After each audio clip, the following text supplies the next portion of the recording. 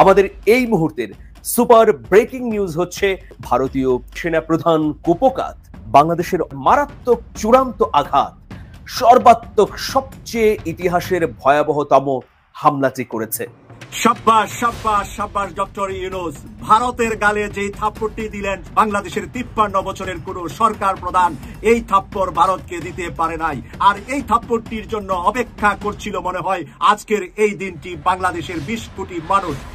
কথা দিয়েছিল কাকু যে অ্যাকশন শুরু করব, তবে এত দ্রুতই যে তিনি অ্যাকশন দেখাবেন সেটা আবার ভাবি নাই। তবে আমিও স্বপ্ন দেখি দিল্লির লালকেল্লার উপরে বাংলাদেশের পতাকা উত্তোলন করবার।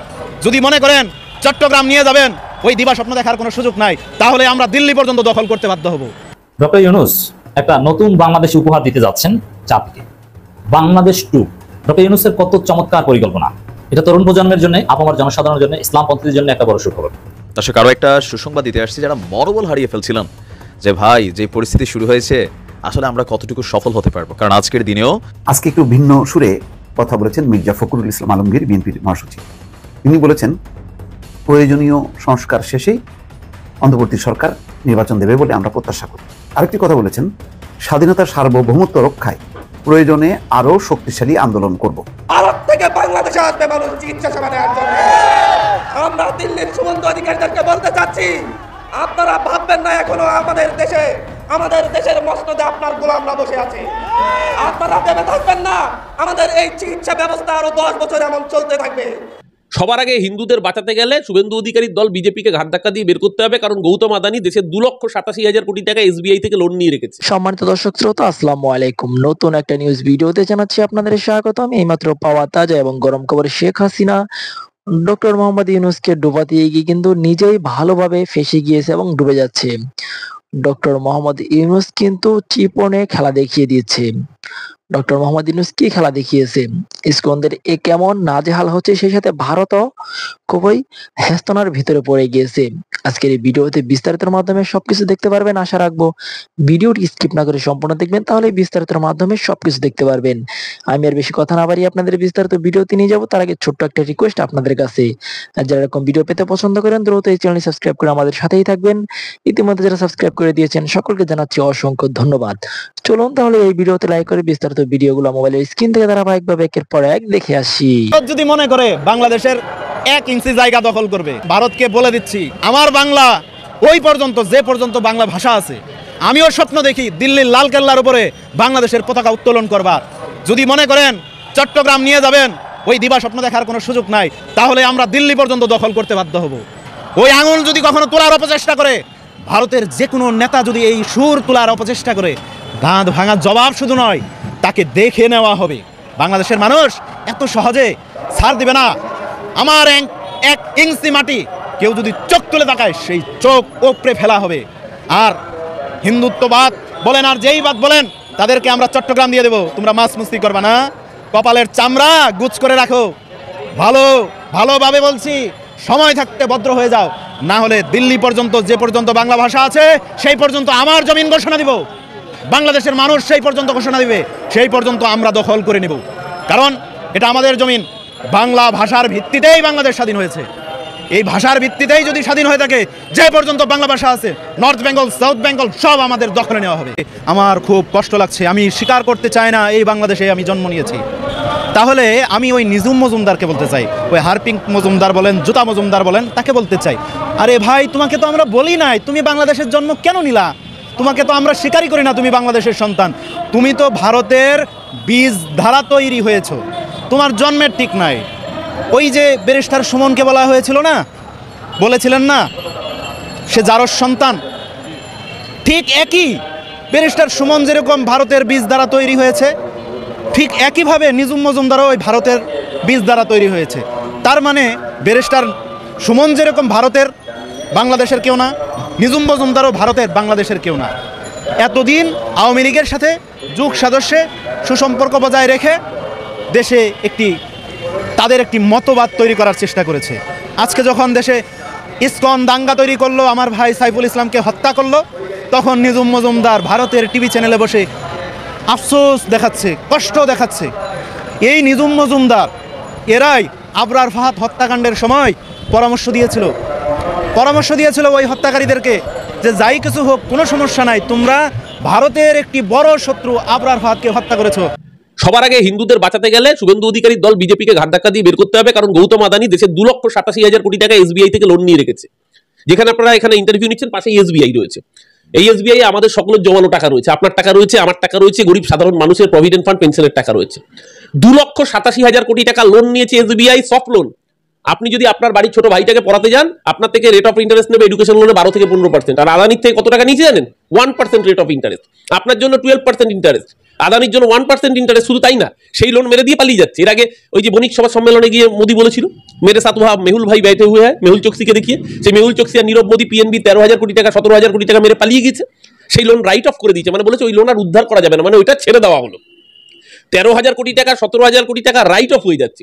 আজকে যদি আদানির বিরুদ্ধে আমেরিকার আদালত গ্রেপ্তারি পরোয়ানা জারি করেছে, আদানির ভাইপো, আদানি এনার্জি, আদানি পাওয়ার, পুরো আদানি গ্রুপ অফ ইন্ডাস্ট্রিজের বিরুদ্ধে হেড শীর্ষকর্তাদের বিরুদ্ধে এফআইআর জারি হয়েছে। কোথায়? আপকি বার ডোনাল্ড ট্রাম্প সরকার, ওই যে মোদি বলেছিল। তাই হিন্দুদের বাঁচানোর জন্য শুধু তাই না, হিন্দু, মুসলিম, শিখ, খ্রিস্টান, জৈন, পারসিক যত মানুষ আছে, ভারতবর্ষ কারুর একা বাবার সম্পত্তি নয়। किरायादार है जाति मकान थोड़ी ना है, सभी का खून है शामिल यहाँ की मिट्टी में, किसी की बाप की हिंदुस्तान थोड़ी ना है। এই ভারতবর্ষ সবার। অহরহ তব আহ্বান প্রচারিত, শুনিতব উদার বাণী, হিন্দু, বৌদ্ধ, শিখ, জৈন, পারসিক, মুসলমান, খ্রিস্টান। রবীন্দ্রনাথ ঠাকুর জাতীয় সঙ্গীতের পরে স্তব। যারা এইটাকে নষ্ট করতে চায় তার নাম বিজেপি, তার নাম আরএসএস। এই ভারতবর্ষ সবার ছিল, আছে, আগামী দিনও থাকবে। এই ভারতবর্ষে আমরা দুর্গাপুজো আনন্দ করি, ঈদও আনন্দ করি। যারা এই সোশ্যাল ফেব্রিককে নষ্ট করতে চায়, আসলে ভারতবর্ষের বিপদ তারা। ভারতবর্ষের বিপদ অন্য কোনো শক্তি না, ভারতবর্ষের বিপদ হচ্ছে আরএসএস, ভারতবর্ষের বিপদ হচ্ছে বিজেপি। এবং একটা প্রশ্ন আসতেই পারে, এই সময় আমাদের হিন্দু সম্প্রদায়ের মানুষরা কি তাদের দায়িত্ব পালন করছেন ঠিকঠাক? কিছুটা অপ্রীতিকর শোনালেও এই আলোচনাটা একটু করা দরকার। তার আগে আমি একটা স্টেটমেন্টের দিকে আপনাদের দৃষ্টি আকর্ষণ করতে চাই, এবং আমি খুব পছন্দ করি, আমার খুব ভালো লেগেছে এই স্টেটমেন্টটা, কারণ কিছু হিন্দু সম্প্রদায়ের বা সংখ্যালঘু সম্প্রদায়ের মানুষের দেয়া স্টেটমেন্ট এটা। আমি আসলে সবাই হিন্দু কিনা নিশ্চিত নই, নাম শুনে যদ্দূর মনে হয় আমি সবার নামও পড়তে চাই। এই মানুষগুলো, এই ঐতিহাসিক ভূমিকা আমাদের ইতিহাসে লেখা থাকবে। এখানে যে চট্টগ্রামে যে ঘটনা ঘটেছে, ইসকন এবং হিন্দু গ্রেফতার ইত্যাদি ইত্যাদি নিয়ে তারা গণমাধ্যমে একটা স্টেটমেন্ট দিয়েছেন, সেটা আমি একটু পড়তে চাই পুরোটা, আমরা একটু মন দিয়ে শুনি। জুলাই গণঅভ্যুত্থানে পরাজিত শক্তি বাংলাদেশের বিরুদ্ধে ষড়যন্ত্রে লিপ্ত, তাদের সঙ্গে গাঁটছড়া বেঁধেছে তাদের আশ্রয় দেয়া ভারতের হিন্দুত্ববাদী শক্তি ক্ষমতাসীন বিজেপি সরকার। বিজেপি দীর্ঘদিন ধরেই আওয়ামী লীগের সহায়তা বাংলাদেশের সাধারণ হিন্দুদের মধ্যে হিন্দুত্ববাদী উচ্চতার জমিন তৈরি করেছে। 5 আগস্ট পরবর্তী সময় তারা সেটাকে কাজে লাগিয়ে ক্ষমতাচ্যুত আওয়ামী লীগের সঙ্গে মিলে মিথ্যাচার ছড়িয়ে দেশের মধ্যে সাম্প্রদায়িক বিদ্বেষ ও দাঙ্গা সৃষ্টি করতে চাইছে। বিবৃতিতে আরো বলা হয়, বাংলাদেশ সম্মিলিত সনাতনী জাগরণ জোটের মুখপাত্র চিন্ময় কৃষ্ণ দাসকে গ্রেফতারের পরপরই ভারতের পররাষ্ট্র মন্ত্রণালয় থেকে যে বিবৃতি পাঠানো হলো সেটি স্বাভাবিক কূটনৈতিক কার্যক্রমের মধ্যে পড়ে না। তাকে গ্রেফতার করা হয়েছে, তিনি ভারতীয় নাগরিক নন, তার জামিন কেন দেওয়া হলো না এই প্রশ্ন পরোক্ষভাবে অন্য কোনো রাষ্ট্র করতে পারে না। ভারতের অভ্যন্তরে সংখ্যালঘুদের যে পরিস্থিতি, তাতে অন্য দেশের সংখ্যালঘুদের নিয়ে বক্তব্য দেওয়ার কোনো নৈতিক অধিকার বিজেপি সরকারের নেই। এসব কর্মকাণ্ডের উদ্দেশ্য বাংলাদেশে অস্থিরতা ও দাঙ্গার পরিবেশ সৃষ্টি করা, আওয়ামী লীগের পুনর্বাসন ঘটানো এবং ভারতের বিজেপির ক্ষয়িষ্ণু অবস্থানকে পুনরুদ্ধার করা। এরপর বলা হয়েছে, বিগত আওয়ামী লীগের সময় অনেক কিছু ঘটেছে, কিন্তু ভারত তখন কোনো কিছু করেনি, এবং কোনো ক্ষেত্রে যে ঘটনা ঘটেনি তাও না, কিন্তু জনগণ এই ক্ষেত্রে এগিয়ে এসেছে এবং তাদের প্রতিষ্ঠান, মন্দির এগুলো রক্ষা করার চেষ্টা করেছে। এরপরে বলা হচ্ছে, কিছু ধর্মীয়, মনে রাখতে হবে, কিছু ধর্মীয় সংগঠন মানে এই দেশের সমগ্র হিন্দু সম্প্রদায় নয়। এই দেশের হিন্দুরা বরাবরই অসাম্প্রদায়িক বাংলাদেশের পক্ষে বিভিন্ন ক্ষেত্রে তাদের যে ভূমিকা আছে সেগুলোর কথা আছে। তারপর বলছে, এই জায়গাটা ফ্যাসিস্ট সরকারের পতনের পর একটি গণতান্ত্রিক রাষ্ট্র গঠনে হিন্দু জনগোষ্ঠীরও কিছু দায়িত্ব আছে। এই সংকটময় সময়ে বাংলাদেশের হিন্দু সমাজের, বিশেষ করে তরুণ সমাজের সচেতন প্রতিনিধিদের কাছে আমাদের আহ্বান, নিজ নিজ জায়গা থেকে সব ধরনের ধর্মীয় উগ্রতা, সাম্প্রদায়িক ও ফ্যাসিবাদী প্রোপাগান্ডা ও ষড়যন্ত্রের বিরুদ্ধে বিবেকবান ও দায়িত্বশীল নাগরিকের ভূমিকা পালন করুন। বিবৃতিদাতা, তার মধ্যে নাম যাদের আছে, দেবাশিস চক্রবর্তী, দীপক সুমন, খোকন দাস, প্রীতম দাস, মেঘমল্লাল বসু, ধ্রুবজ্যোতি হোর, সীমা দত্ত, শ্রীহাদ্রি চক্রবর্তী, জয়দীপ ভট্টাচার্য, অনিক রায়, বিথি ঘোষ, ইন্দ্রাণী ভট্টাচার্য, সজীব চক্রবর্তী, দীপঙ্কর বর্মন, দুর্জয় রায়, নয়ন সরকার ও সজীব কিশোর চক্রবর্তী। আমরা সবার নাম পড়লাম যাদের আছে অত্যন্ত গুরুত্বপূর্ণ এবং ঐতিহাসিক দায়িত্ব। এই সময় দাঁড়িয়েই বলছি, কারণ এই স্টেটমেন্টটাও একটা গুরুত্বপূর্ণ ঐতিহাসিক ডকুমেন্ট হয়ে থাকবে। কেন বলছি? আমরা যারা এই রাষ্ট্রের সংখ্যাগরিষ্ঠ সম্প্রদায়ের অংশ, আমরা যখন কোনো কথা বলি সেটা যৌক্তিক হলেও আমরা যাদের বিরুদ্ধে ফাইট করতে যাচ্ছি তাদের পক্ষে এটা বলার আউটরাইট তারা বলে ফেলার চেষ্টা করতে পারেন, বলেনও। আমি আমার ভিডিও নিচে প্রচুর পশ্চিমবঙ্গের মানুষকে মন্তব্য করতে দেখি, তাদের ধারণা তুমি তো মুসলিম, তুমি তো এসব বলবেই, তুমি হিন্দুদের কথা মিথ্যা বলছো, লুকাচ্ছ। এই স্টেটমেন্টে হিন্দু সম্প্রদায়ের মানুষরা খুব চমৎকারভাবে এখানকার সংকটটা তুলে ধরেছেন এবং সেই সংকটে আসলে কি হওয়া দরকার সেটা নিয়ে কথা বলছে, এবং তারা ভারতের আচরণকে ডিনাউন্স করেছেন। একটা স্বাধীন সার্বভৌম রাষ্ট্রের অভ্যন্তরে ভারত যেভাবে কাজ করছে এবং করা যাবে না তা না, খুবই গুরুত্বপূর্ণ প্রশ্ন তারা তুলেছে তার দেশে সংখ্যালঘুদের যে অবস্থা। এবং আমি একটা যোগ করি, ওখানে সংখ্যালঘু মানে শুধু মুসলিম না, বিরাট সংখ্যার দলিত। আমি বহুবার বলেছি যারা জাতের মধ্যে পড়েন না, যে 4টা কাস্ট আছে তার বাইরে তারা আউটকাস্ট, কিন্তু তারপরও তারা হিন্দু। এই সংখ্যা 22 থেকে 25 কোটি। এই মানুষগুলোকেও চরম নিপীড়নের শিকার হতে হয় এই হিন্দুত্ববাদীদের হাতে। সুতরাং এই সংখ্যার সাথে মুসলিমদের সংখ্যা মিলে 40-50 কোটি মানুষ ভয়ঙ্কর আদারিং এর শিকার হয়েছে। এর সাথে তো খ্রিস্টান এবং অন্য ধর্ম আছেই, আমরা খুব ভালো মতো জানি। মণিপুরে যা হচ্ছে, মণিপুর জ্বলছে, 7 সিস্টার্সে খুব বড় একটা কারণ ভারতের আইডেন্টিটি পলিটিক্সও। যাই হোক, যেটা বলছিলাম, সেই রাষ্ট্র এখন বাংলাদেশের সংখ্যালঘুদের অধিকার নিয়ে নসিহত করাটা আসলেই যৌক্তিক না। শুরুতে যে প্রশ্ন করেছিলাম, এই সময় আমাদের হিন্দু সম্প্রদায় কি তাদের সঠিক দায়িত্ব পালন করছেন, আমার উত্তর হচ্ছে না। আমি খুবই দুঃখিত এটা দেখে, এটা আমার কাছে মন খারাপ হয়েছে। কারণ বাংলাদেশে হিন্দু সম্প্রদায়ের দুর্দশা নিয়ে যে ন্যারেটিভ দেওয়ার চেষ্টা করা হয়, এটা যে সঠিক না, আমরা বিবিসি বা ভয়েস অফ আমেরিকার বাংলার একটা জরিপ থেকেই দেখতে পেরেছি। আমি গতকাল একটা ভিডিওতে দেখিয়েছি আপনাদের।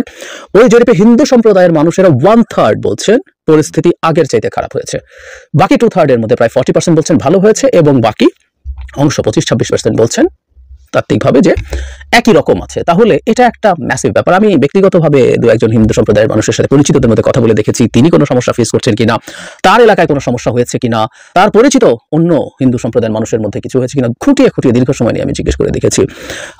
খুব বেশি এরকম কিছু, প্রায় অলমোস্ট তেমন কিছু হয়নি। তো তাই যদি হয়ে থাকে, যারা এই প্রোপাগান্ডা দেখছেন তাদের আসলে সামাজিক মাধ্যমে, আমাদের প্রত্যেকের হাতে তো সামাজিক মাধ্যম আছেই, আমরা অন্তত প্রত্যেকে তার জায়গা থেকে স্টেটাস দিতে পারতাম যে এটা অতিরঞ্জন হচ্ছে। বাংলাদেশে যখন একটা সংগঠনের ব্যানারে সম্মিলিত সনাতন জাগরণী জোট, যেটা জনাব চিন্ময়, যেটা আহ্বায়ক ছিলেন, তারা যখন বিরাট সব কতগুলো জনসভা করে, যে জনসভার মধ্যে আমরা যৌক্তিকভাবে ধারণা করতে পারি বিরাট অংশ হচ্ছে মুসলিম আওয়ামী লীগার, তারা এটা সংখ্যা বাড়াচ্ছেন এবং তারা কোনো না কোনো কাণ্ড ঘটানোর চেষ্টা করছিল, সেই পরিকল্পনায় তারা মাঠে ছিলেন।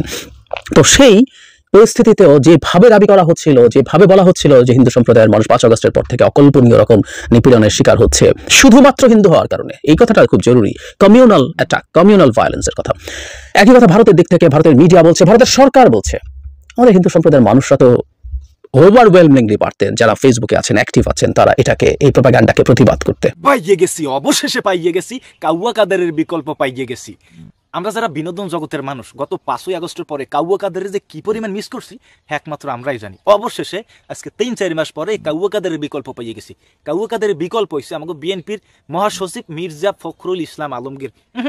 মুরব্বী সেতেন না উপরে শাহবালাল কিন্তু নিজের থতমাই পরে, একটু পরে দেখাইতেছে আমি, ঠিক আছে, আউগির সেতেন না।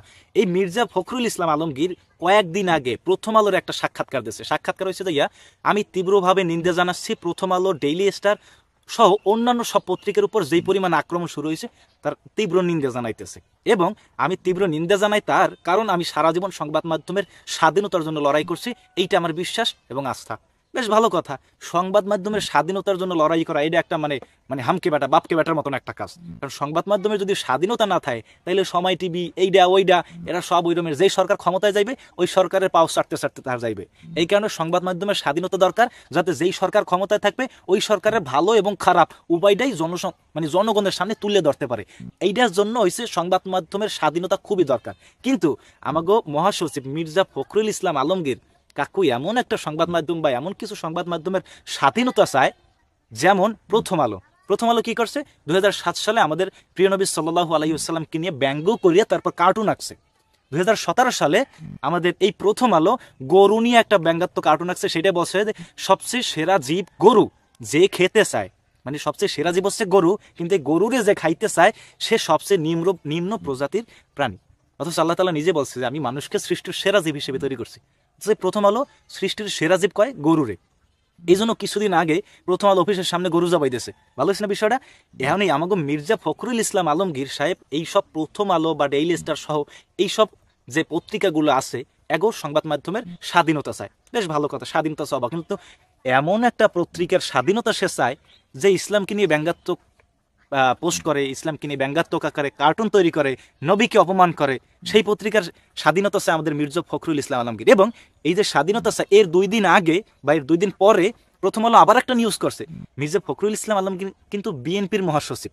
এবং সেই প্রথম আলো যাই প্রথম আলোর স্বাধীনতা সেই মির্জা ফখরুল ইসলাম আলমগীর চাইছে, সেই প্রথম আলো 2 দিন আগে নিউজ করছে তারেক জিয়াকে নিয়ে। তারেক জিয়ার ব্যাপারে লাগছে যে কিন্তু একটি রাজনৈতিক দলের নেতা হিসেবে তারেক রহমানের অতীতের কর্মকাণ্ডের ও কথাবার্তার যে রেকর্ড, তাতে তিনি এসবের বক্তব্যের সঙ্গে আন্তরিক, তা মানুষের পক্ষে আস্থা আনা কঠিন। তিনি 21শে আগস্ট শেখ হাসিনাকে হত্যা চেষ্টা এবং 10 ট্রাক অস্ত্র মামলার আসামি হিসেবে তিনি শাস্তিপ্রাপ্ত। ইতিহাস বিকৃতির অভিযোগও তার বিরুদ্ধে আছে, তারেক রহমানের বিরুদ্ধে, প্রথম আলো লেখছে কিন্তু। এবং তিনি জিয়াউর রহমানকে বাংলাদেশের প্রথম রাষ্ট্রপতি হিসেবে আখ্যায়িত করেছিলেন। তার মা খালেদা জিয়ার 15ই আগস্টের জন্মদিন পালন নিয়েও ছিল সমালোচনা ও বিতর্ক। তাকে আস্থায় নেওয়ার আগে মানুষের এসব কিন্তু মনে পড়বে। এটা কিন্তু প্রথম আলো আগামী নির্বাচনের আগে এই রকমের একটা নিউজ করে মানে সাধারণ জনগণকে একটা বিভ্রান্তিতে ফেলানোর চেষ্টা করছে, বিশেষ করে বিএনপির মানে নির্বাচনে একটা প্রভাব ফেলার চেষ্টা করছে প্রথম আলো। আবার এদিকে আমাদের মির্জা ফখরুল ইসলাম আলমগীর কিন্তু বিএনপির মহাসচিব। এখন বিষয়টা একটু কোথার পানি কোথায় গড়াইছে একটু খেয়াল করে দেখেন। বিএনপির মহাসচিব মির্জা ফখরুল ইসলাম আলমগীর প্রথম আলোর স্বাধীনতা চায়, অন্যদিকে সেই প্রথম আলো বিএনপির সমালোচনায় ব্যস্ত। শুধু বিএনপি না, এই প্রথম আলো মির্জা ফখরুল ইসলাম আলমগীর নিয়ে কোনো সময় ব্যঙ্গাত্মক বা তার দোষ কোনো সময় প্রথম আলো কিন্তু প্রকাশ করে নাই। এই প্রথম আলোর মূল টার্গেট ছিল সবসময় গত 15 বছর আগে, গত 15 বছর ধরিয়া এই প্রথম আলোর মূল টার্গেট ছিল জিয়া পরিবার। এবং মির্জা ফখরুল ইসলাম আলমগীর কিন্তু জিয়া পরিবারের কোনো সদস্য না। মানে বাঙালি এমন যে নিজের পায়ে যতক্ষণে কামড় না পড়বে সাপের, নিজের কানে যতক্ষণে পানি না ঢুকবে অতক্ষণে সোজা ঘুমাই থাকে। পাশে একজনের পানে কানে ঢুকছে, পাশে একজনের পিঠে মেরি লাইতেছে, পাশে একজনের পায়ে সাপে কামড় দিচ্ছে, ওই দিকে বাঙালি নজর দেবে না যতক্ষণে নিজের কানে পানি না ঢুকবে, যতক্ষণে নিজের পায়ে সাপে কামড় না দেবে। সেই মির্জা ফখরুল ইসলাম আলমগীর কিন্তু সেরকমের একজন মানুষ। দেন জিয়া পরিবারকে নিয়ে বিএনপি নিয়ে প্রথম আলো বা অন্যান্য পত্রিকা ডেইলি স্টার, মেইলি স্টার, যা কম, এরা এত সমালোচনা করে, সত্যি হোক বা মিথ্যা হোক, সেই দিকে মির্জা ফখরুল ইসলাম আলমগীর আবার সেই পত্রিকার স্বাধীনতা। দেশে 5ই আগস্ট একটা এলিট সেটেলমেন্ট হয়েছে রাজনৈতিক দল আর সুশীলদের এজেন্ট আসিফ নজরুলের মধ্যে। আসিফ নজরুল 3 জন ছাত্রকে সমন্বয়ক বানায়, বঙ্গভবনে যায় ঘুটুটা শুরু করে। ওই জায়গা থেকেই এই বিপ্লবের সারা। আমার কাছ থেকে শোনার দরকার নাই, এই হান্নানের কাছেই শোনেন, সমন্বয়ক হান্নানের কাছে। সবচেয়ে ভয়ঙ্কর বিষয় হচ্ছে সেই মিটিংয়ে মানে হচ্ছে সেখান থেকে বের হয়ে বঙ্গভবনে যে মিটিংটা হয়েছে 3 জনকে নিয়ে যাওয়া হয়েছে ছাত্র প্রতিনিধি বানিয়ে, যারা বৈষম্যবিরোধী ছাত্র আন্দোলনের সমন্বয়কদের কেউ ছিল না। এভাবেই সেখানে গভর্নমেন্ট ফরমেশনের একটা চেষ্টা চালানো হয়েছে। আপনি কি ফাইন্ড আউট করতে পেরেছেন যে কারা? আমি এখানে আর বেশি কিছু বলতে চাচ্ছি না, জাস্ট এতটুকু বলতে চাচ্ছি। হান্নান নাম বলে নাই যে কে নিয়ে গেছে 3 জন সমন্বয়ককে বানায়, কিন্তু আমরা তো জানি রাজনৈতিক দল আর ক্যান্টনমেন্ট থেকে পানি পড়া নিয়ে আসিফ নজরুল বঙ্গভবনে ঘুরতে শুরু করে। আমি কলে প্রথম রেড ফ্ল্যাগ তুলেছিলাম আসিফ নজরুলের বিরুদ্ধে। আসিফ নজরুল যেদিন ক্ষমতা হারাবে সেদিন সে বিপ্লবের বিশ্বাসঘাতক আর হন্তারক হিসেবে সমাজে ঘৃণিত হবে। মিলাই নিয়ে না আপনারা, আপনাদের মনে আছে ওই কইছিল যদি মিনিস্টার হইতো সারা জীবন দিয়া কাম করতো। যাই হোক, আজকে আসিফ নজরুল কইছে ওই 100 দিন কি খেলাইছে সেটা সে কইছে, সে নিজের 10-এর মধ্যে সাইড দিচ্ছে। তাও আসেন ওই লিস্টি থেকে দেখি ওই কি কামটা করিছে সেটা দেখি না। আমি এটা করে কাজ দেখাবো আর দেখবো এটা আসলে মন্ত্রণালয়ের কাজ কিনা, আর এই কাজ করতে কত সময় লাগবে। ওই 1 নাম্বার কইছে জুলাই বিপ্লবের সময় আন্দোলনকারীর বিরুদ্ধে দায়ের করা প্রায় সব মামলা, ফৌজদারি মামলা প্রত্যাহার করা হয়েছে। গত 1 জুলাই থেকে 5 আগস্ট পর্যন্ত 2024 পর্যন্ত ছাত্র জনতার গণ আন্দোলন দমনে দায়েরকৃত প্রায় সকল ফৌজদারি মামলা প্রত্যাহার করা হয়েছে। ভালো কথা। তো এই কাজ করতে কত টাইম লাগে? মামলা কে করেছে? পুলিশ করেছে তো, তাই না? আইন মন্ত্রণালয় তো করেনি। লিস্ট কার কাছে আছে? পুলিশের কাছে আছে, স্বরাষ্ট্র মন্ত্রণালয়ের কাছে আছে, তাই না? পুলিশের কাছ থেকে তালিকা আসবে, দেখে দেবে কে? স্বরাষ্ট্র মন্ত্রণালয় দেখে দিবে। আর আইন মন্ত্রণালয়ের একটা সার্কুলার দিতে হবে লিস্ট ধইরা। এটা একটা এফিশিয়েন্ট অর্গানাইজেশনের একজন মানুষের বড় জোর 1 দিনের কাজ, একজন মানুষের 1 দিনের কাজ ম্যাক্সিমাম। আচ্ছা, কি কইছে 2 নাম্বার কাজ? নিয়োগ এবং নিয়োগের সহায়তা। নিয়োগ সহায়তা বা নিয়োগের ক্ষেত্রে যে কাজগুলো করেছে একটু বলি। একটা হচ্ছে বাংলাদেশের প্রধান বিচারপতি সহ আপিল বিভাগে 5 জন বিচারপতি, হাইকোর্ট বিভাগে 23 জন বিচারপতি এবং অধস্তন আদালতে 109 জন বিচারক নিয়োগে সাচিবিক সহায়তা দেওয়া হয়েছে। বাংলাদেশের 61 জেলায় ইতিমধ্যে 4300 জন আইন কর্মকর্তা নিয়োগ প্রদান করা হয়েছে। কি কি নিয়োগ করছে? প্রধান বিচারপতি নিয়োগ করছে, আপিল বিভাগের 5 জন, হাইকোর্ট বিভাগের 23 জন বিচারপতি এবং অধস্তন আদালতে 109 জন বিচারক নিয়োগ করছে। উপরে এগুলো নিজে করছে, আর নিচে যে অধস্তন আদালত সেখানে 109 জন বিচারক নিয়োগ কি করছে? সাচিবিক সহায়তা দিছে। তার মানে সেক্রেটারিয়াল সার্ভিসের কি বাংলায় ক্লার্কের কাজ, কেরানির কাজ করে দিছে। মানে এই কথাটা বারবার বলছে, সাচিবিক সহায়তা মানে সেক্রেটারির কাজ। ব্যুরোক্রেসিকে সে সেক্রেটারিয়াল সার্ভিসে নামাইছে, বুঝেছেন? ব্যুরোক্রেসি কাজ কি রে বালছুন? সেক্রেটারি সার্ভিস দেওয়া। এটা মন্ত্রণালয়ের প্রাইমারি ফাংশন কি জানা আছে আসিফ নজরুল? জানা নাই, আমি শিওর। কি কাজ করিছে, কি খেলাইছে ওটা দেখাইতে হবে। সে প্রাইমারি ফাংশন সে কোনটা কোনটা করিছে, প্রাইমারি ফাংশন দিয়ে বুঝাইতে হবে। তো প্রাইমারি ফাংশন কি একটা মন্ত্রণালয়ের? 3টা: পলিসি মেকিং, গভর্নেন্স এবং অ্যাডমিনিস্ট্রেশন। সাসেবিক ফাংশন না, সাসেবিক সহায়তা দেওয়া না। আচ্ছা আসেন তারপরে দেখি। বাংলাদেশের 61 জেলায় ইতিমধ্যে 4300 জন আইন কর্মকর্তা নিয়োগ প্রদান করা হয়েছে। আমরা ক্ষেত্র বিশেষে আমাদের কোনো কর্মকর্তা রাত 9টা-10টা পর্যন্ত কাজ করেছে। আমরা মাঝে মাঝে শুক্রবার অফিস করেছি, আমরা মাঝে মাঝে শনিবার অফিস করেছি। আমি আমার আইন মন্ত্রণালয়ের যত কর্মকর্তা আছেন তাদের প্রতি সবার প্রতি ধন্যবাদ জানাচ্ছি। একটা অসম্ভব কর্মযোগ্য সম্পাদন করা হয়েছে। বাংলাদেশের ইতিহাসে এত বেশি সংখ্যক নিয়োগ একটা মন্ত্রণালয় থেকে হয়েছে আমার ধারণা আর কোনো নজির নাই। এবং আমাদের কর্মকর্তারা প্রচণ্ড পরিশ্রম করেছে। প্রায় 90,000 থেকে 1 লক্ষ আবেদনকে স্ক্রুটিনি করে 4300 জন আইন কর্মকর্তাকে নিয়োগ প্রদান করা হয়েছে গত 3 মাসের মধ্যে। বাংলাদেশের 61 জেলায় ইতিমধ্যে 4300 জন আইন কর্মকর্তাকে নিয়োগ প্রদান করা হয়েছে। এবং কইছে এটা করতে যে একেবারে সে হয়রান হয়ে গেছে, শুক্রবারে কাজ করতে হয়েছে, রাত্রি 9টা পর্যন্ত কাজ করতে হয়েছে। এবং এটা আইন মন্ত্রণালয়ে নিয়োগটা দিছে। 90,000 থেকে 1 লক্ষ আবেদনকে পর্যবেক্ষণ করে নিয়োগটা দিছে। এটা 3 মাস লাগিছে। এটা কি মেলা বড় কাজ? নিয়োগ দেওয়া কি মন্ত্রণালয়ের কাজ নাকি রে বালসিউন? ক্যাঙ্গা করে নিয়োগ করতে হয় এটা জিনিসটাই তো জানিস না। ম্যানেজমেন্টের জিরো স্কিল, কিছুই জানে না। বুঝেছেন? দেখেছেন?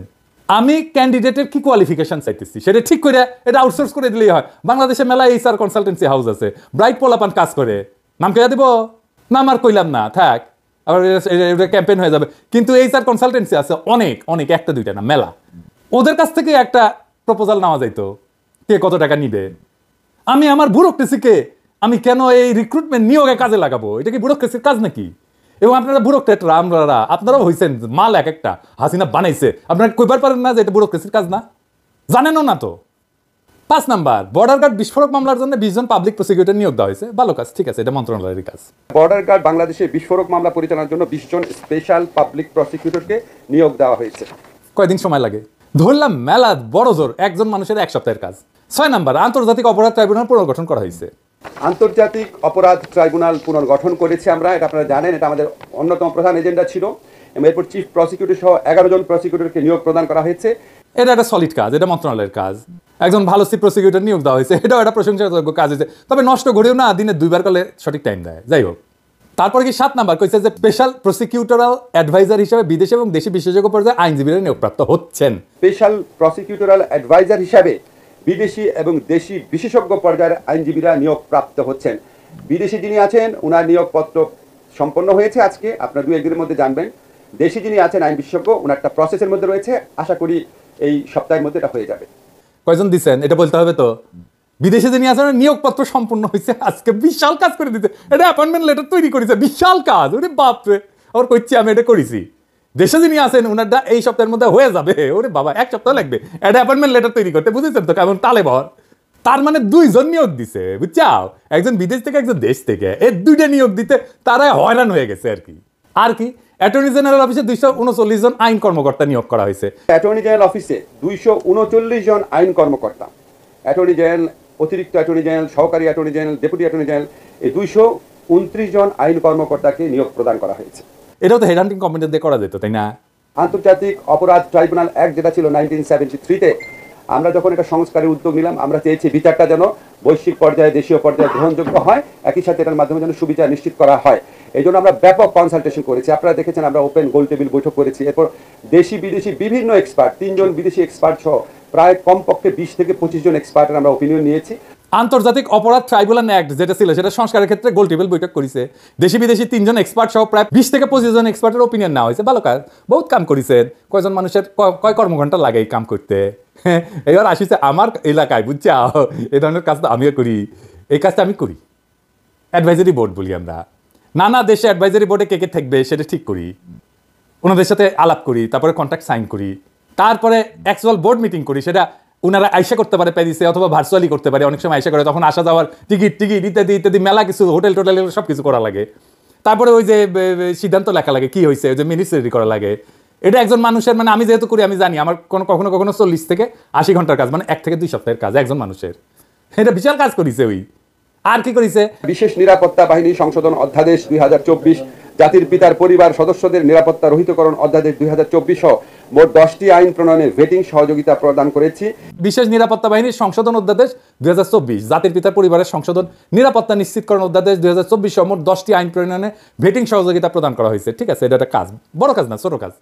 ছোট কাজ, এটা একজন মানুষের কাজ না। ভেটিং হয়তো অনেকজন মিলে করে আর কি, ধরলাম আর কি। এটা 10 জন মানুষের এক সপ্তাহের কাজ। আর কি এছাড়া 95টি প্রজ্ঞাপন, 33টি বৈদেশিক চুক্তি ও সমঝোতা স্মারকের ভেটিং করা হয়েছে আইন মন্ত্রণালয়ের পক্ষ থেকে। এই ভেটিংগুলোর মধ্যে, প্রজ্ঞাপনের মধ্যে একটা কথা উল্লেখ করে বুঝতে পারবেন যে 11টা যে সংস্কার কমিশন হয়েছে, এই পুরা জিনিসটার ভেটিং আমরা আইন মন্ত্রণালয় থেকে করেছি। 95টা প্রজ্ঞাপন, 33টা বৈদেশিক চুক্তি, সমঝোতা স্মারকের ভেটিং করা হয়েছে, 11টা সংস্কার কমিশনের ভেটিং করা হয়েছে। এটা কয়জনের কাজ, কতক্ষণের কাজ? এটা একটা কাজ, কিন্তু বড় কাজ না, ছোট কাজ। হাইকোর্ট বিভাগ, আপিল বিভাগের বিচারক নিয়োগের ক্ষেত্রে একটা আইন প্রণয়নের চেষ্টা করা হচ্ছে, শুনেন। এছাড়া আমরা একটা খুব বড় পদক্ষেপ নিতে যাচ্ছি, এটা হচ্ছে হাইকোর্ট বিভাগ এবং আপিল বিভাগে বিচারক নিয়োগ নিয়ে। আপনারা জানেন বিভিন্ন সময় সরকারের আমলে অনেক অভিযোগ উত্থাপিত হতো। এটাকে অ্যাড্রেস করার জন্য আমরা একটা আইন প্রণয়নের চেষ্টা করছি। এটা কোনো কাজ? এবার এটাও কাজ করে চালাইতেছে, আমি চেষ্টা করেছি, এটাও কাজ করে, বুঝছাও? আমাদেরকে ভালসুন ভাবিছে, বসে বসে বেতন খাচ্ছে, আর কিছু না, কোনো কাজ জানে না, এক ফোঁটা কাজ জানে না। আর কি দুর্নীতি প্রতিরোধ কার্যক্রমের অংশ হিসেবে বিচারক, রেজিস্ট্রেশন কর্মকর্তা, আইন মন্ত্রণালয়ের অধীনে থাকা দপ্তরে থাকা কর্মচারী এবং তাদের পরিবারের সদস্যদের সম্পদের হিসাব সংগ্রহ করেছি। দুর্নীতি প্রতিরোধ কার্যক্রমের অংশ হিসাবে আমরা বিচারক, রেজিস্ট্রেশন বিভাগের কর্মকর্তা, আইন মন্ত্রণালয় এবং এর অধীন দপ্তর সংস্থার কর্মচারীদের পরিবারের সদস্য সহ অর্জিত সম্পদের হিসাব বিবরণী সংগ্রহ করেছি। বর্তমানে হিসাব বিবরণীগুলো যাচাই বাছাই কার্যক্রম চলমান রয়েছে। হিসাব বিবরণী যাচাই বাছাই চলমান রয়েছে, এটা এটা এটা বলে উই করবি, বুঝছাও? হ্যাঁ, এটা সার্কুলার দিবে, ওরা পাঠাবে, এটা একটা বিশেষায়িত কাজ। ওর ইনকাম ট্যাক্স অডিট করবে, এটা কে করে? এটা আইন মন্ত্রণালয়ের লোক করবে, পাইবে। এটা দুদকে ভেরিফাই করে, দুদকে দিয়ে দিব, ওদের স্পেশালিস্ট লোক আছে, এটা দুদক ভেরিফাই করবে। মন্ত্রণালয়ের কাজ কি রে ভালসিন? আর কি গুম বিরোধী সনদের অনুসমর্থন এবং কমিশন গঠনের প্রয়োজনীয়তা সকল সহযোগিতা প্রদান করেছে, ভালো কাজ হয়েছে। গুম বিরোধী সনদ যেটা রয়েছে, ওটা অনুসমর্থন এবং কমিশন গঠন করার ক্ষেত্রে আমরা প্রয়োজনীয় সকল সহযোগিতা প্রদান করেছি। এটা কতক্ষণের কাজ? হ্যাঁ, এক সপ্তাহের কাজ, একজন মানুষের কাজ। আর কি গুম হওয়া ব্যক্তিদের সন্ধান, গুমে জড়িত ব্যক্তিদের বিরুদ্ধে আইনগত ব্যবস্থা নেওয়ার ক্ষেত্রে সুপারিশ প্রণয়নের জন্য যে তদন্ত কমিশন এসেছে, তার কাঠামো আইন মন্ত্রণালয় থেকে প্রস্তুত করা হয়েছে, ভালো হয়েছে। আর গুম হওয়া ব্যক্তিদের সন্ধান এবং গুমে জড়িত ব্যক্তিদের বিরুদ্ধে আইনগত ব্যবস্থা গ্রহণের সুপারিশ প্রণয়নের জন্য যেহেতু তদন্ত কমিশন হয়েছে, এই তদন্ত কমিশনের যে এনাবেলিং যে লটা, সেটা সম্পূর্ণভাবে আমরা আইন মন্ত্রণালয়ের পক্ষ থেকে প্রিপেয়ার করেছি এবং এই কমিশনকে আমরা সাচিবিক সহযোগিতাও প্রদান করছি আইন মন্ত্রণালয়ের পক্ষ থেকে। এটা বড় কাজ, ছোট কাজ না, এটা বড় কাজ। এটা কিন্তু বড় কাজ কতক্ষণের কাজ? এবং এই কমিশনকে আমরা সাচিবিক সহযোগিতা প্রদান করেছি। আবার এসে সাচিবিক সহযোগিতা দিবে না মন্ত্রণালয়, এটা বলে দিলাম, এটা মন্ত্রণালয়ের কাজ না। আর কি সংস্কার কমিশনের গঠিত বিচার বিভাগের সংস্কার কমিশনকে সহযোগিতা করা হচ্ছে, যাতে করে কার্যকর রিপোর্ট পাওয়া যায়।